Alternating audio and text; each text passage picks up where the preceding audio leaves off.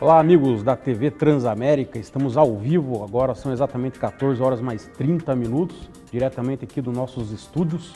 Estamos ao vivo pelo canal 59 e também pela internet no verdadeexpressão.com.br, no Facebook, pela página da TV Transamérica e também pela página do Verdade Expressão do Facebook. Você pode nos acompanhar por lá, fazendo a sua pergunta, o seu comentário ou a sua crítica lá. E também pelo WhatsApp, nós temos aí o WhatsApp, o 41 99 613 3677. Nós estamos aí numa sequência de entrevistas com pré-candidatos a presidente, governador e senador. E hoje nós temos aí uma figura expressiva no Paraná, pelo menos na parte de educação. Ele ajudou a criar uma das maiores potências de ensino hoje no Paraná, que é o professor Oriovisto Guimarães. Ele é natural de Batatais, São Paulo, veio aqui para o Paraná com 3 anos de idade e ele foi diretor-presidente do Grupo Positivo, que foi fundado em 1972. Uma boa tarde, Oriovisto Guimarães, pré-candidato ao Senado. É uma honra recebê-lo aqui.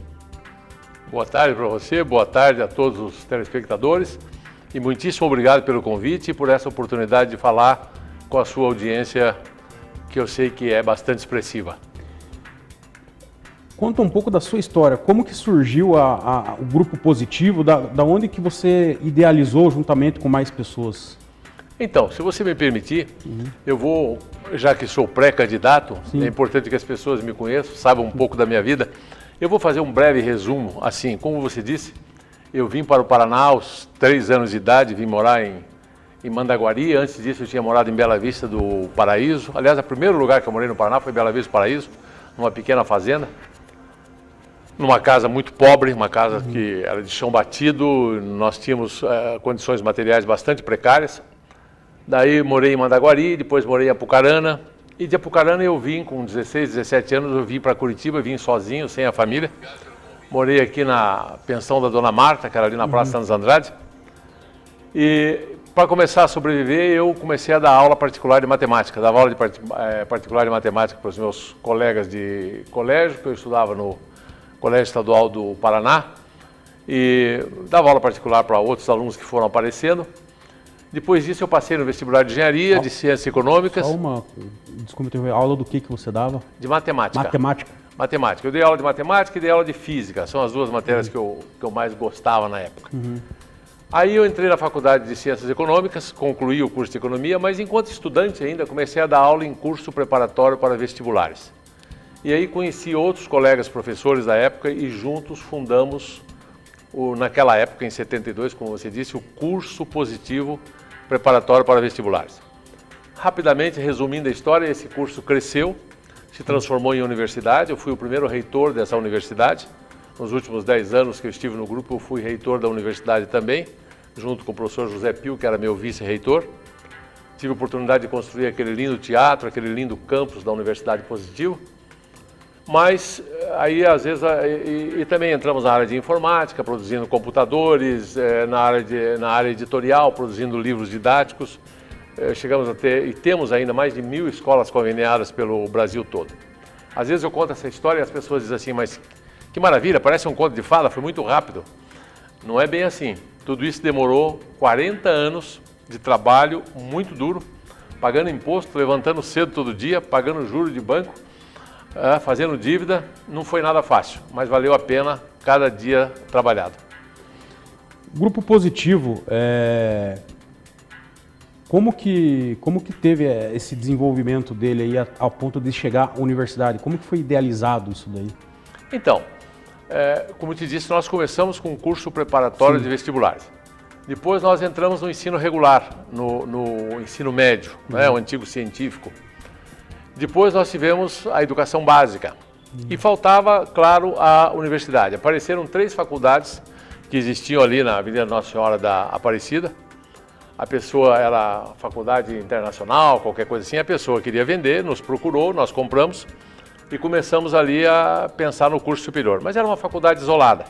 E depois veio a ideia, já que estávamos no curso superior, de fazer uma universidade. Compramos aquele terreno, desenvolvemos o campus, Foi uma batalha incrível para o Ministério da Educação autorizar. Era governo do PT, o PT não via com bons olhos uma universidade privada. Não é?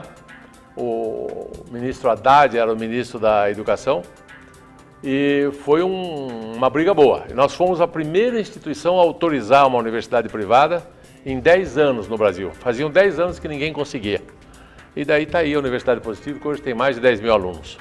E a questão do mercado tecnológico, por que vocês decidiram entrar? Então, isso foi uma história interessantíssima.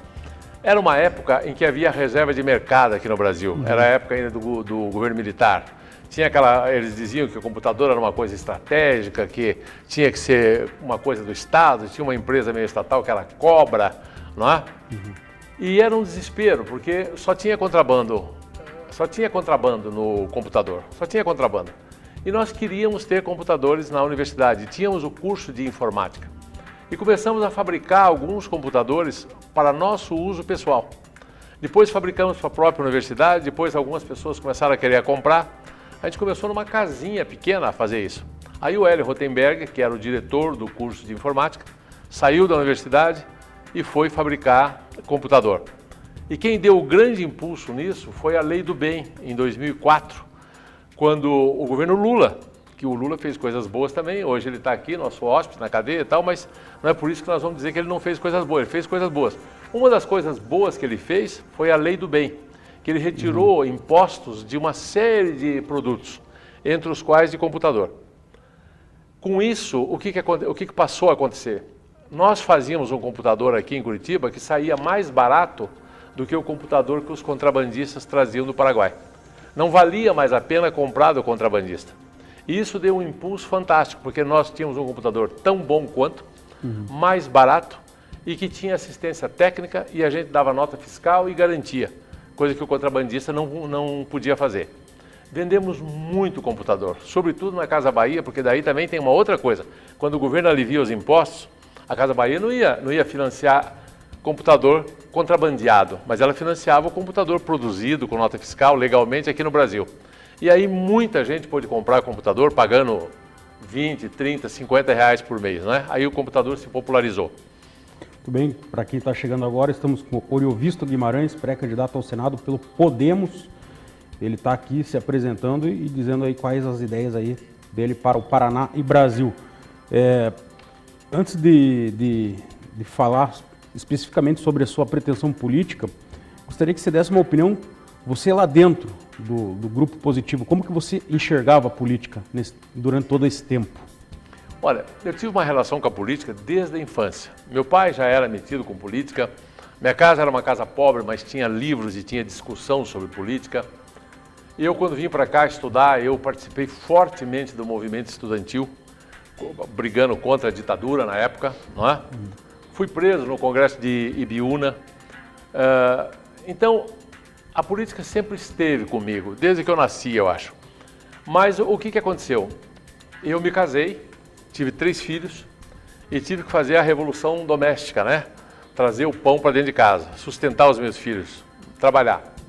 E aí comecei a trabalhar e tive que me afastar de movimento estudantil, tive que me afastar de política. E eu sempre achei, enquanto eu estava trabalhando na empresa, que não combinava e que não combina você ser empresário e ser político. Eu acho que você tem que ser uma coisa ou outra. Eu agora não sou mais empresário, eu me afastei completamente das empresas, não tenho mais ligação nenhuma. Passei a minha parte para os meus filhos, não participo mais da administração, não dou palpite no conselho, não tenho mais nada a ver com o Grupo Positivo. Tenho uma doce lembrança dos bons anos que eu passei lá. E tenho muitas saudades dos grandes colaboradores que eu tive lá. Quando eu saí do Grupo Positivo, nós tínhamos 10 mil funcionários. E assim, em 40 anos, quero dizer que nunca tivemos uma greve, nunca tivemos um problema maior, sempre tivemos uma convivência fantástica. Então agora sim, agora eu estou solto. E como é que eu via a política? Eu via a política como todo cidadão vê, acompanhando, vendo o que um político fazia, o que o outro fazia. Tive que atravessar o Collor, fui enganado pelo Collor, que ele dizia que ia acabar com os Marajá, não acabou. Fui enganado pelo Jânio Quadros, que disse que tinha uma vassourinha que ia varrer todos os corruptos, não varreu. Não é? Eu e o resto do Brasil, né? Sempre a bandeira da moralização e sempre a decepção depois, porque chegam lá, eles mudam todos. Tanto é assim que muitos amigos hoje chegam para mim e dizem assim: você podia estar aposentado, podia estar tranquilo, você vai se meter com essa sujeira que é a política? Eu digo, olha, eu não quero me sujar na política, eu não vou me sujar na política. Se eu conseguir, se eu puder, eu quero limpar a política. Porque eu acho que ou nós fazemos isso, ou nós temos uma política limpa, ou nós temos uma política transparente, ou nós passamos até fé de novo no Estado brasileiro e a confiar nos nossos políticos, ou esse país não tem futuro. Porque em nenhum lugar do mundo existe país que não tenha político. A diferença entre um país e outro é que os políticos são mais honestos, mais transparentes, mais competentes, melhores gestores, e países que estão pior. Os políticos são mais corruptos, gestores ruins e realmente vão lá para se locupletar e não para atender às demandas da população. Você foi de movimento estudantil. Como que se deu essa tua atuação ali no movimento estudantil? Olha, a minha atuação não foi muito diferente da de milhares de outros estudantes da época, não é?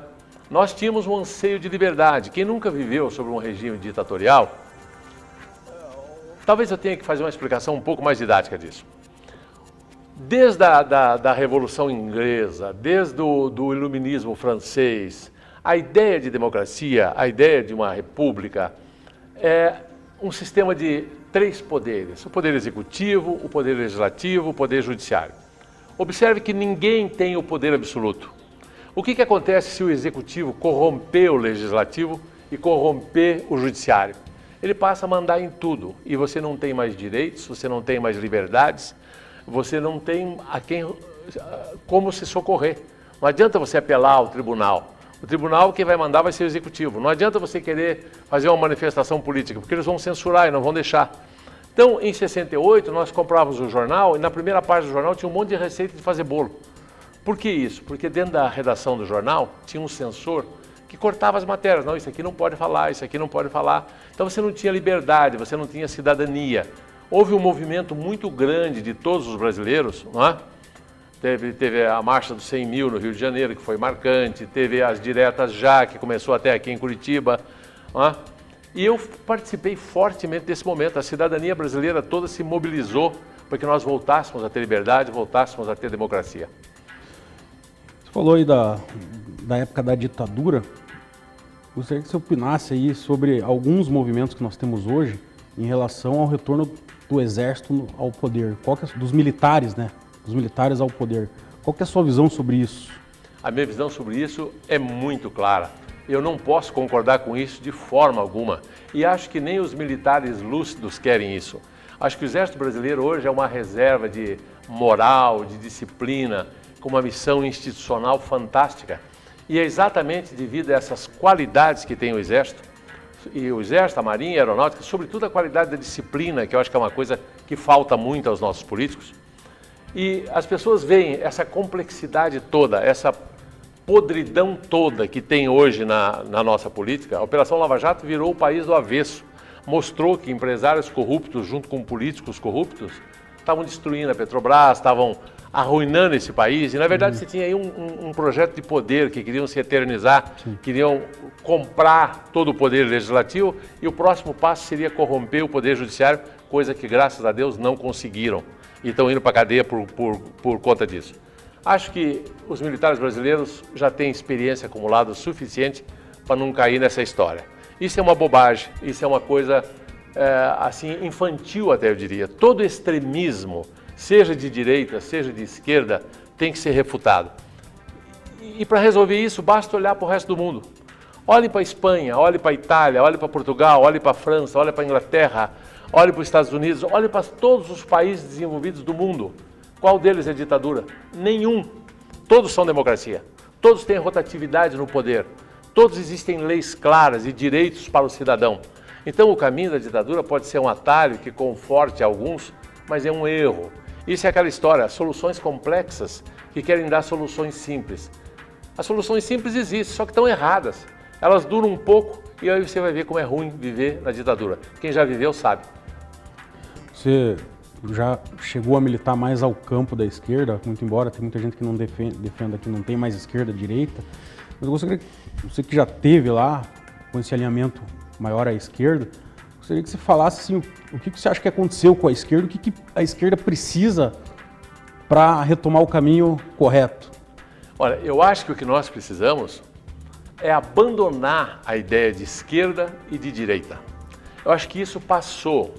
Eu acho que tem coisas que passam. Olha, vamos fazer um raciocínio que é muito caro ao pessoal da esquerda. Vamos usar a ferramenta do Marx para interpretar a história. O que o Marx ensinava? Que na medida que evolui a economia, os instrumentos de produção, na medida que muda a maneira como os homens se organizam para ganhar o seu pão de cada dia, não é? Isso é a infraestrutura, não é? A infraestrutura. A superestrutura, ou seja, as crenças, a religião, as leis, tudo isso vai mudando e vai se adaptando. Ele dava um exemplo bacana, que era o seguinte: quando a coisa era bem primitiva, que o homem não tinha nada, existia o que se chamava de comunismo primitivo, né? E daí os homens tinham que se reunir para caçar um bicho, para pegar uma caça, e quando pegava essa caça, repartiam igualmente. Era o que chamava de comunismo primitivo.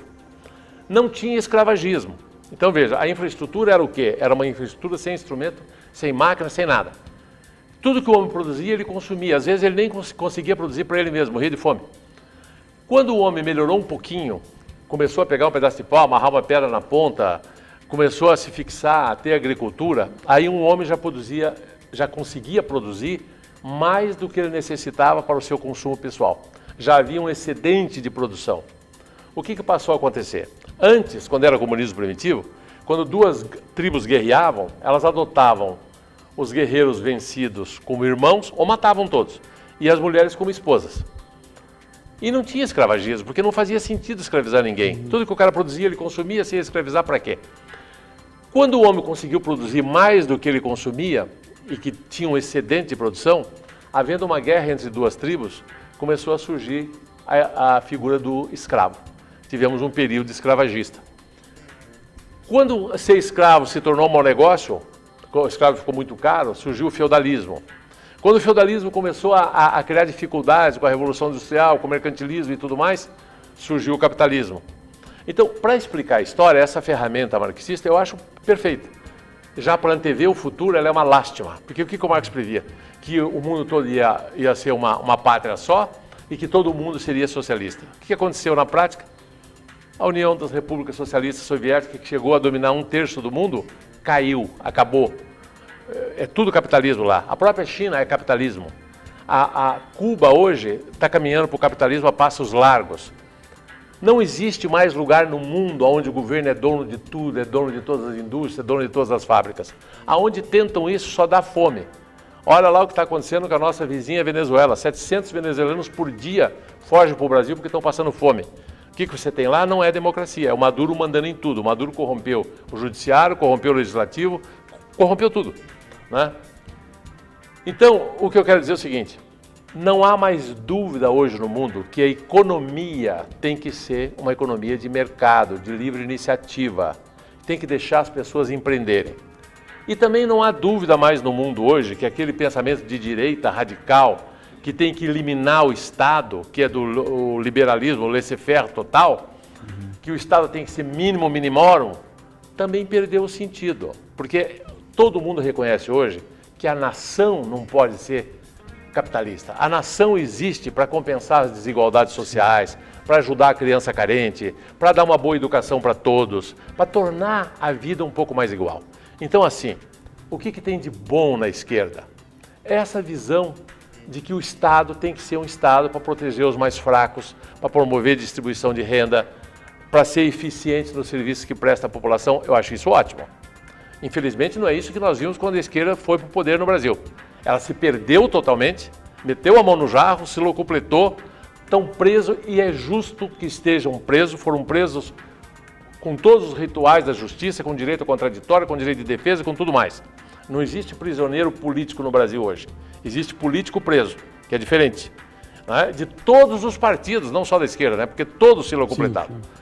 Então eu acho assim, essa questão de ideologia hoje está superada.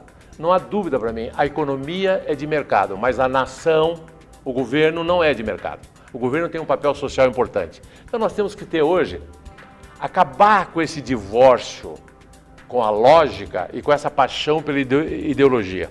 Tem gente que veste de tal forma a roupa de uma ideologia que perde a capacidade de pensar, de ver o óbvio.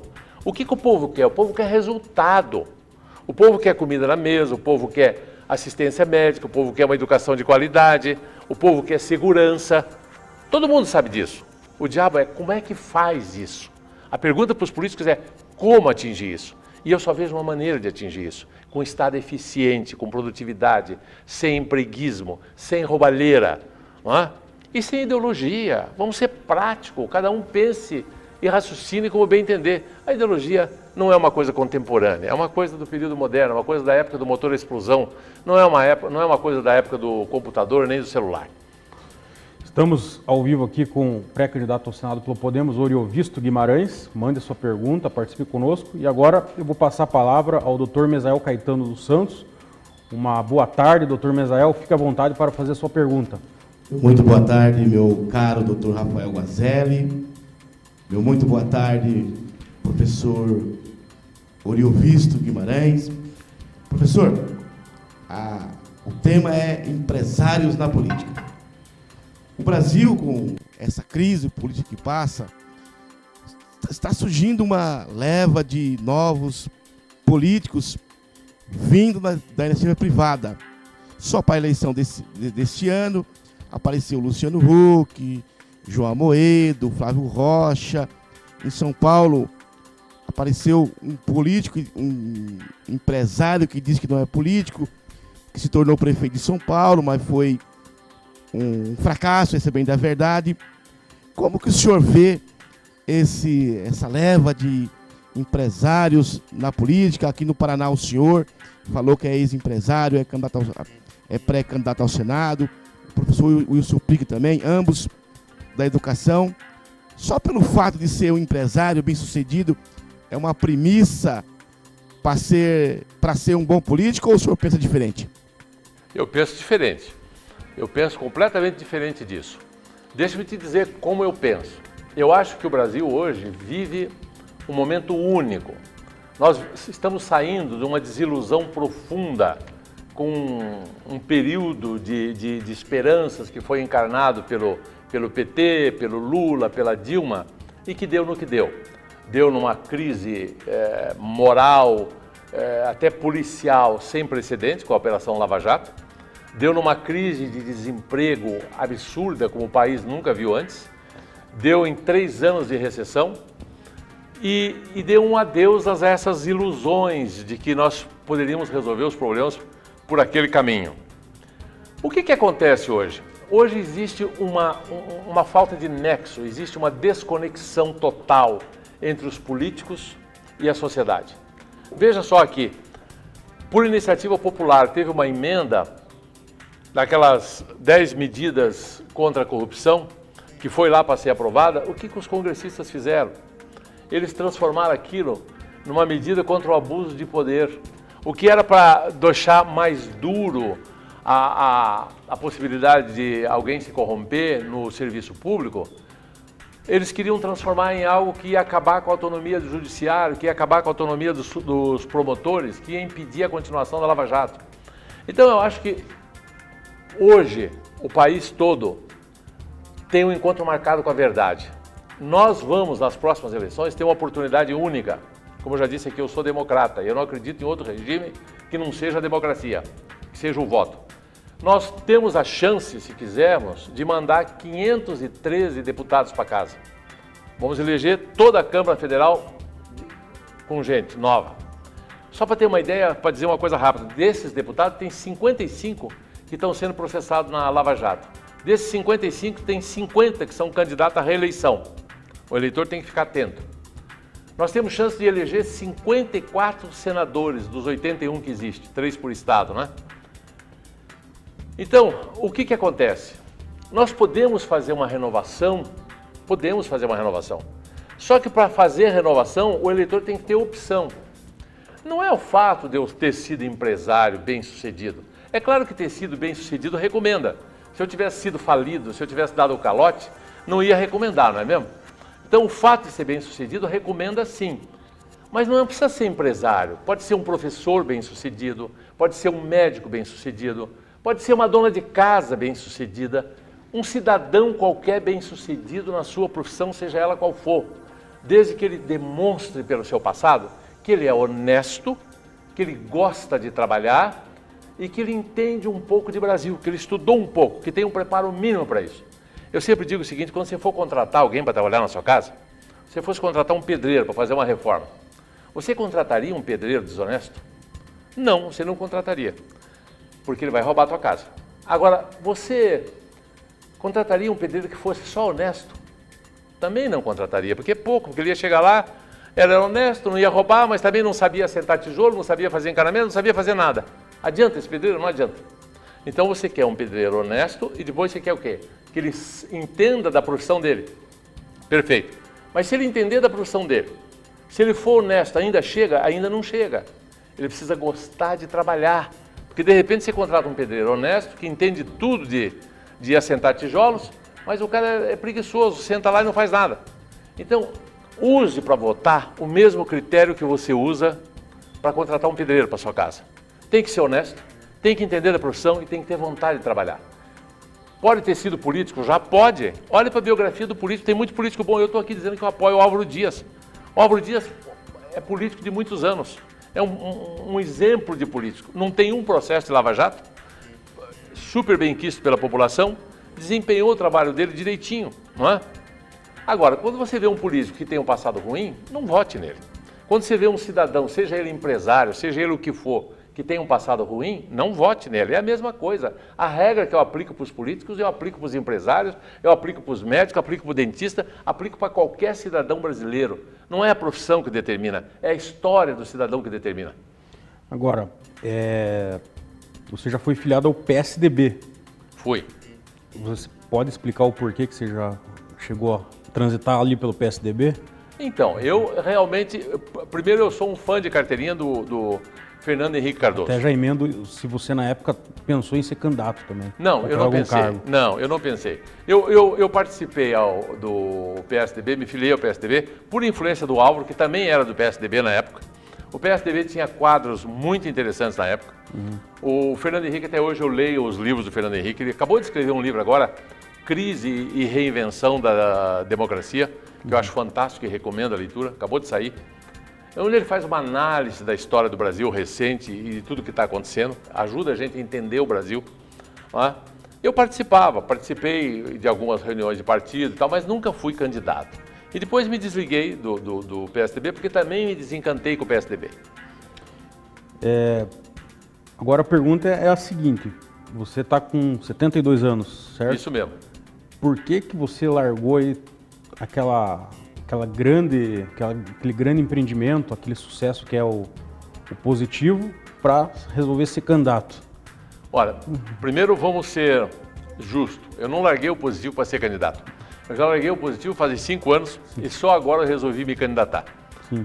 Eu deixei o Positivo porque achei que estava na hora de deixar. Sim. Eu já estava cansado do Positivo. O Positivo me absorvia muito.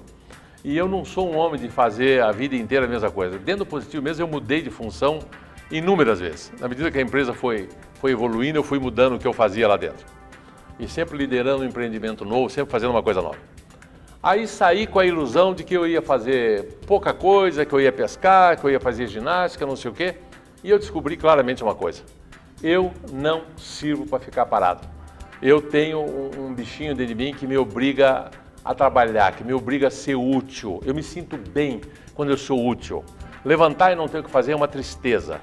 E eu não quero mais fazer empresa. Eu, graças a Deus, não preciso mais de dinheiro para viver. Não quero fazer outro negócio. E eu decidi que nesse meu período de vida que eu ainda tenho pela frente, que eu espero que seja ainda bastante anos, eu tenho a saúde, tenho energia, tenho vontade, eu faço ginástica todo santo dia e eu estou com muita vontade de ajudar o Brasil. Eu não quero ir lá para me locupletar, eu não quero ir lá para me servir, eu não preciso disso. Eu quero ir lá para trabalhar com transparência e para fazer as reformas que esse país precisa, como a reforma da Previdência, como a reforma de acabar com o foro privilegiado, de ter leis mais duras contra a corrupção, com uma reforma política, que é um absurdo o que acontece com a maneira como nós estamos organizados politicamente.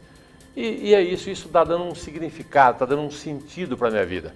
E é por isso que eu me candidatei e porque acho que o Brasil, para mudar, precisa ter opção. E eu faço aqui um apelo que outras pessoas que nunca foram políticos, que se candidatem. que se candidate não para virar político profissional, vai lá, fica lá 4 anos, ajuda o Brasil, depois volta para a iniciativa privada. Aliás, eu quero dizer já, se eu for eleito, eu não vou me recandidatar a nada, eu não serei um político profissional, eu quero ser político uma vez no Senado e depois chega. Doutor Mesael, mais uma pergunta sua. Professor Luiz, a pergunta agora é sobre a forma. Vamos lá. Professor Ilvisto, a pergunta agora é sobre reforma trabalhista. Eu acompanhei a tua entrevista na Casa do Povo e o senhor falou que essa reforma não está completa. Ela precisa ser aprofundada em alguns pontos, como numa futura reforma sindical. O senhor também considera que essa legislação foi anacrônica e que não reflete o mercado de trabalho atual? Então o senhor acha que há de se fazer ainda mais reformas na legislação trabalhista? Só que, professor Ilvisto, eu sou advogado trabalhista e os advogados acompanhando na prática, uma dificuldade muito enorme de interpretação da lei. Só que na prática essa reforma ela pendeu para um lado que foi para o lado empresarial. Ela se mostra, ao meu ver, um desastre. As relações de trabalho está precarizada. Está se comprovando que a reforma trabalhista está contribuindo para o desemprego. As empresas estão contribuindo, demitindo para contratar mão de obra mais barata. Aumentou a informalidade, são 15 milhões de brasileiros na informalidade. Pior, o salário médio do trabalhador diminuiu e, por conseguinte, diminuiu também a renda e o poder de compra do trabalhador. Foi um tiro no pé dos empresários. Essa reforma não foi selvagem demais? Só pensaram nos lucros dos empresários e se esqueceram que o trabalhador é parte importante na economia do país. Afinal, são 35 milhões de assalariados que colocam todos os meses seus salários no comércio. Ou o senhor continua com o mesmo pensamento? Olha, eu quero te dizer que a tua pergunta é mais do que uma pergunta. É um discurso, é uma posição que você tem, uma visão que você tem sobre a reforma trabalhista. Eu, como bom democrata, respeito a sua visão, respeito o seu direito de discordar da reforma e tenho certeza que você vai também respeitar a minha opinião. Não se pode atribuir todos esses problemas que você colocou, de número de trabalhadores na informalidade, de números de desempregados, a essa reforma trabalhista. O desemprego já existia antes da reforma. O governo Temer, que é um governo que eu não apoio, que é um remendo, que é uma coisa que aconteceu por acaso, ninguém votou para o Temer, é o governo mais impopular que tem nesse país, pretendia fazer algumas reformas. Tinha que fazer a reforma trabalhista e queria fazer a reforma da Previdência. A reforma da Previdência a gente pode conversar daqui a pouco, que eu acho a mais importante de todas as reformas. Aliás, acho que ele cometeu um erro. Deveria ter começado pela reforma da Previdência. Não começou pela trabalhista, que ele achou que era mais fácil. Depois vieram as denúncias da JBS e ele teve que cuidar do próprio umbigo, porque senão ia perder o mandato também, né? Estava envolvido lá com a turma da JBS, pelo jeito. E a reforma da Previdência não aconteceu. O próximo governo, obrigatoriamente, vai ter que fazer a reforma da Previdência. Bom, por que todo mundo pedia uma reforma trabalhista? Eu vou te dar um exemplo muito simples, que eu acho que você vai concordar comigo. A informalidade já existia antes. Os custos para se contratar trabalhador nesse país sempre foram muito altos. Eu criei muito emprego, contratei muita gente, tive muito poucos, pelo tamanho da empresa, pouquíssimos demandas trabalhistas. Sempre pagamos todos os encargos, sempre obedecemos a lei, mas é um fardo pesado, não se pode negar isso. Se você olhar um país, por exemplo, como os Estados Unidos, eu vou te lançar um desafio para você pensar um pouco nisso. Lá não tem essa legislação trabalhista. Lá não tem fundo de garantia, lá não tem nenhuma garantia para o trabalhador. Você faz o horário que você quer, você faz a hora, combina com o teu patrão o horário que você quiser, as férias que você quiser, é totalmente livre. E você tem trabalhadores do mundo inteiro querendo emigrar para os Estados Unidos para trabalhar lá. Por que isso acontece? Porque lá tem emprego, porque lá tem desenvolvimento. E as pessoas sabem muito bem cuidar da sua própria vida. Eu vou te dar um outro exemplo. Eu precisava de um guardião para minha casa uma ocasião. E eu tinha um guardião numa das escolas do Positivo que eu gostava muito dele, uma pessoa com quem eu me dava muito bem, conversava sempre com ele. E eu o convidei para trabalhar na minha casa. Escuta, senhor José, o senhor não quer trabalhar comigo? Eu disse, professor, eu gosto muito do senhor. Eu vou trabalhar lá. Naquele tempo não tinha reforma trabalhista ainda, tá? Era lei antiga. Mas, professor, para mim trabalhar lá eu vou ser empregado doméstico. Empregado doméstico não tem fundo de garantia. Eu falei, não tem problema nenhum, senhor José. O senhor vai para lá, eu me comprometo com o senhor, fazemos uma caderneta de poupança e eu deposito o equivalente do fundo de garantia, da minha parte, da sua, nessa caderneta de poupança. O senhor retira nas mesmas regras do fundo de garantia. Se precisar fazer uma reforma da casa, se eu lhe demitir, o senhor vai ter seu fundo de garantia lá do mesmo jeito. Ah, então tá bom, eu vou. Fizemos isso. Dei para minha secretária controlar a conta da poupança do seu José, que era equivalente ao fundo de garantia. Em 3 anos, ele que ganhava menos que a minha secretária, tinha um fundo de garantia maior do que o dela. Sabe por quê? Porque a poupança remunerava quase 2 vezes o que o dinheiro do fundo remunera. O governo se coloca de pai dos trabalhadores e quer administrar o fundo de garantia e, na verdade, ele rouba os trabalhadores. Ele pega esse dinheiro do fundo de garantia e empresta de maneira subsidiada aos campeões nacionais, aos empresários que os corrompem, e o trabalhador perde com isso. Então, para mim, se não existisse fundo de garantia, se fosse um depósito obrigatório para o patrão depositar numa caderneta, com regras claras, uma caderneta de poupança, não estou falando nem aplicação de mercado financeiro. O mercado financeiro renderia muito mais. Seria muito melhor. Então eu acho que quanto mais você desregulamenta, quanto mais você dá liberdade, quanto mais você dá transparência, melhor para o trabalhador. Eu acho que quando o governo se mete a ser pai, ele é um pai cruel, ele é um pai que explora os seus filhos, sobretudo os trabalhadores. Você pega, por exemplo, Cuba, que era um exemplo de país socialista e tal e coisa, manda médicos para cá. O que acontece com o salário? O médico ganha quase nada e o restante vai para quem? Vai para o governo. Será que isso é mais-valia? Então eu acho o seguinte, essa reforma é nova, mal começou, temos ainda que viver com ela um tempo. Certamente, quando você fica todo esse tempo, que era uma lei trabalhista, você é advogado trabalhista, sabe disso, vinha lá do tempo do Estado Novo ainda isso, não é?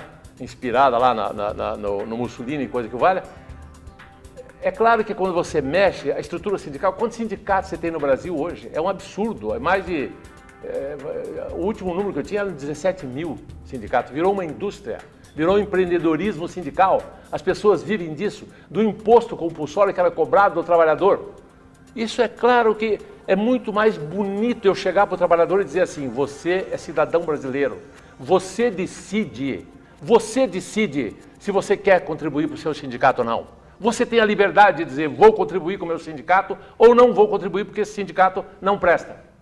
Agora não, querem impor compulsoriamente. Você tem que contribuir um dia por ano do seu salário, vai para o sindicato. O que é isso? O trabalhador não é índio, o trabalhador não é débil mental, o trabalhador não precisa ser tutelado. E eu acho que essa legislação exacerbada, que tutela o empresário, que tutela o trabalhador, que retira a liberdade, eu lutei contra isso quando lutei contra a ditadura e acho que a burocracia exagerada é uma forma de ditadura que retira a nossa liberdade de nos organizarmos como nós bem entendermos. Governo não é solução, governo é problema. Nós sustentamos o governo. 40% de tudo que nós produzimos nesse país vai para o governo. O que nós temos em troca? Qual a qualidade do serviço que nós temos em troca? Temos alguma coisa em troca? Temos grandes funcionários públicos. Eu rendo aqui minha homenagem aos bons funcionários públicos. Eu rendo minha homenagem aos promotores de justiça. Eu rendo minha homenagem ao judiciário. Eu rendo minha homenagem aos professores. Eu rendo a minha homenagem aos médicos e a milhares, milhões. Nós temos 13 milhões de pessoas trabalhando no Estado hoje. E temos 91 milhões de pessoas trabalhando na iniciativa privada. Mas eu rendo a minha homenagem a esses 13 milhões, aqueles que são bons, aqueles que trabalham de verdade. Não rendo homenagem àqueles que vão lá, colocam o paletó na cadeira e finge que trabalha e no final do mês recebe e depois se aposenta com a aposentadoria que o trabalhador da iniciativa privada não tem e não terá nunca. E no caso específico da reforma da Previdência, o presidente Temer avançou e daí por conta de todo esse escândalo de corrupção ele acabou recuando. O que você pode, qual que é a sua análise sobre a reforma da Previdência, da forma como está proposta, e se você é a favor ou contra a reforma da Previdência?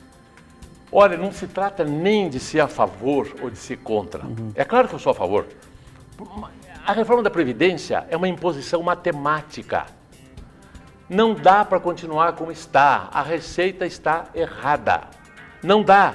Você tem hoje, eu estava dizendo ainda há pouco na pergunta anterior, 91 milhões, você tem uma população economicamente ativa, ou seja, pessoas que estão trabalhando no nosso país hoje. Você tem 104 milhões de pessoas que trabalham. Dessas, 13 milhões trabalham no setor público e 91 trabalham no setor privado. Aí a gente fala assim, o desemprego está em 12%, 13%. Não é verdade, porque calculam sobre 104 milhões. Nos 13 milhões que trabalham no setor público, o desemprego é zero. Não tem desemprego no setor público. Ninguém manda ninguém embora no setor público. A maioria deles tem estabilidade, né? Nós temos mais de 100 mil cargos de confiança no setor público. Quero dizer que os Estados Unidos têm 8 mil. É uma economia um pouquinho maior do que a nossa, né? Então, eu não tenho bronca contra o setor público. Eu já disse aqui, o Estado é essencial. Os políticos são essenciais. Os funcionários públicos são essenciais. Não existe país no mundo onde não tenha governo, onde não tenha funcionário público, onde não tenha político. Tem que ter. Não inventaram isso ainda de não ter. Eu louvo o Estado, precisa ter, é um pré-requisito da civilização. Só que ele tem que ser eficiente, ele tem que ser transparente, ele tem que ser honesto, ele tem que aplicar bem o dinheiro público. O que acontece com a nossa Previdência hoje? O ano passado ela deu um déficit de 270 bilhões de reais. Ou seja, aquilo que você arrecada hoje do pessoal que está trabalhando no setor público e no setor privado, não dá para pagar os aposentados. Tem um buraco de 270 bilhões.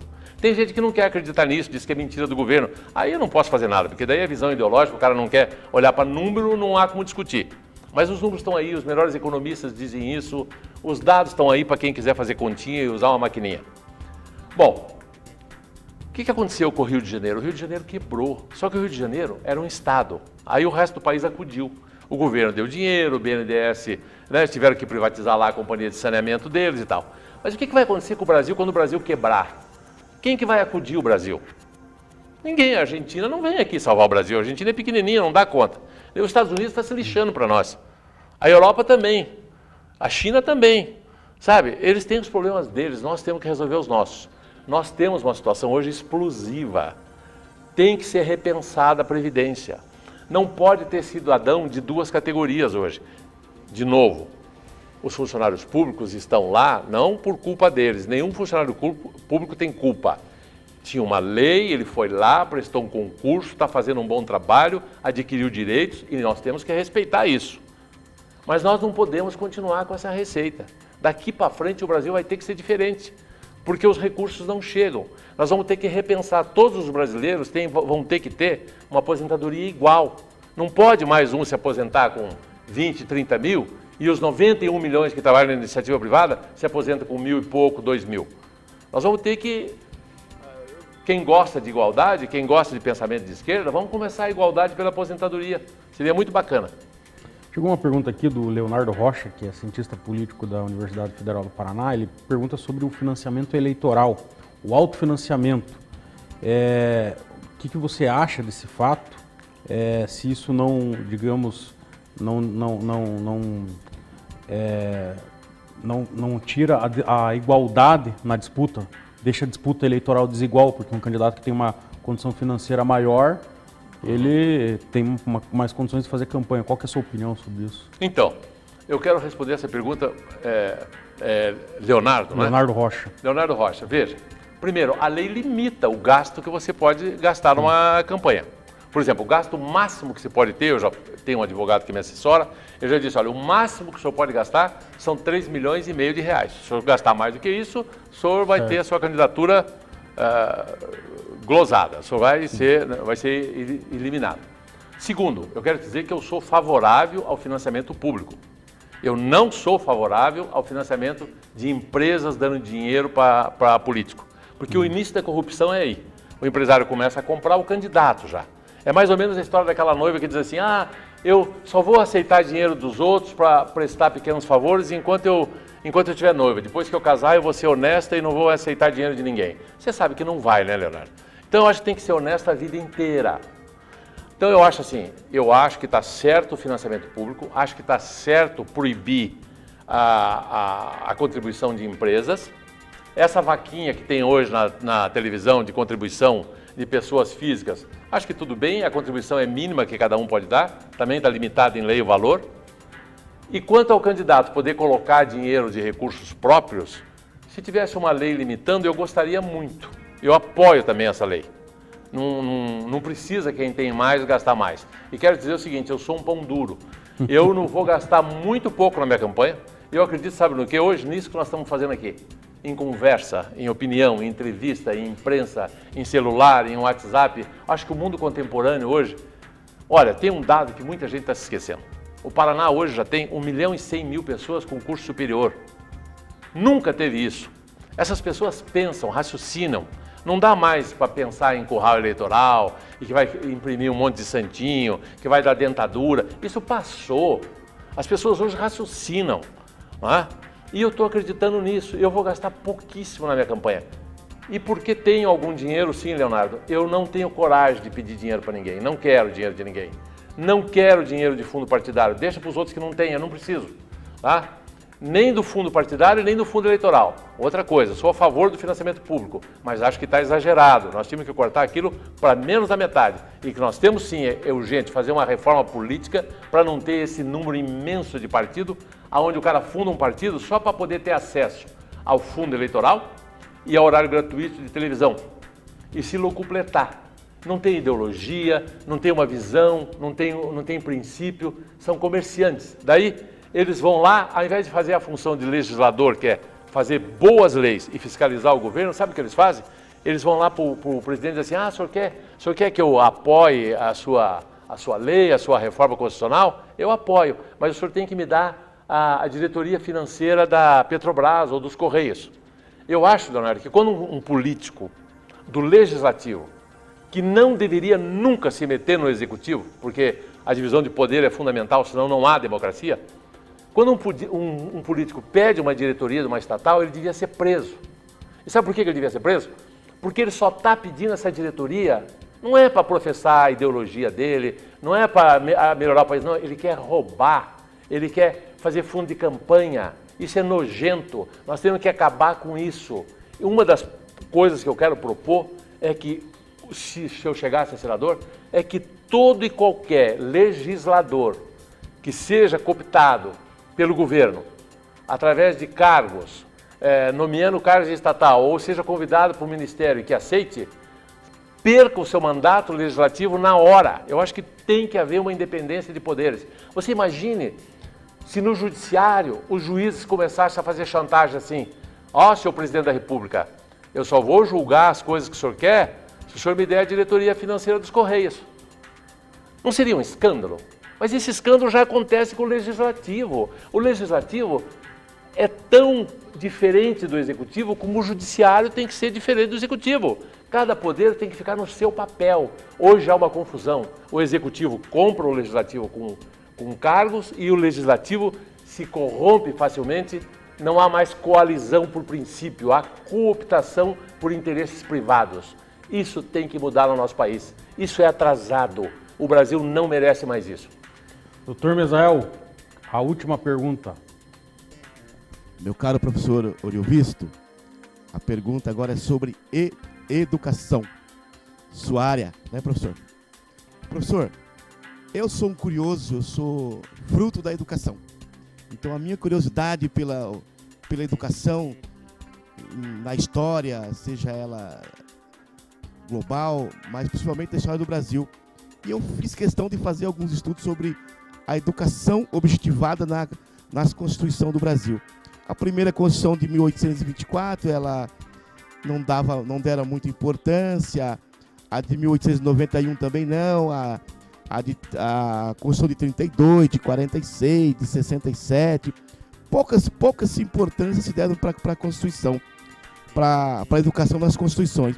Mas a Constituição de 88, o legislador teve uma preocupação muito grande e disse que ele colocou a educação no nível de direito social do cidadão, tá, no artigo 6º, e também tem um capítulo específico, que é o artigo 205, 202 em diante da Constituição, que fala que a educação é um direito de todos, dever do Estado, da família, enfim. O legislador teve uma preocupação grande no que diz respeito à educação do povo brasileiro, só que, professor, já se passaram 30 anos e um a cada jovem no Brasil deixa a escola antes do final do ano letivo. 78% dos alunos saem do ensino médio sem conhecimento de língua portuguesa adequado para a idade. Temos, proporcionalmente, menos pessoas no ensino superior que o Azerbaijão e a Colômbia. Gastamos mais, principalmente do PIB, com a educação do que países desenvolvidos. Enfim, professor, eu queria fazer 2 perguntas para o senhor. O Michel Temer escolheu para ministro da Educação um político, o Mendonça Filho, e não um professor. O senhor entende que o ministro da Educação tem que ser um profissional do ramo da educação? E quais as suas propostas para melhorar a educação no Brasil? Porque o senhor é um expert. Digo, educação para a classe trabalhadora, para as classes menos favorecidas que necessitam muito de uma educação de mais qualidade. Muito bem, eu te agradeço muito essa pergunta. Eu acho que é um momento ótimo da gente explicar um pouco isso. De fato, eu passei a minha vida toda trabalhando com educação. Trabalhei com educação básica, fui professor, por mais de 15 anos usei um guarda-pó e comi pó de giz. Então, fundei uma universidade, fui reitor dessa universidade, me relacionei com todas as áreas do saber, tive que fazer uma síntese disso para poder montar essa universidade. Li muito a respeito desse assunto a minha vida inteira. Eu quero te dizer uma coisa. A educação acontece dentro da escola. A educação não acontece no gabinete dos políticos. A educação não acontece no Congresso, não acontece no Ministério da Educação. Eu vou te dar só um dado que talvez você não saiba. O Ministério da Educação, o governo federal, controla as universidades federais e fiscaliza, entre aspas, as universidades privadas. Eu digo entre aspas porque é uma fiscalização extremamente deficiente, com critérios pífios. Bom, só que esse Ministério da Educação, fora da sala de aula, longe da educação de fato, porque a educação é aquela faísca que se dá entre os olhos do professor e os olhos do aluno. É aí que a educação acontece, pelo exemplo, pela disciplina, pelo bom material didático, pelo professor que chega perto do aluno e conversa com ele, pelo estímulo ao professor, pelo estímulo ao aluno. Pois bem, ao invés de fazer isso, esse Ministério da Educação tem 200 mil burocratas longe da sala de aula.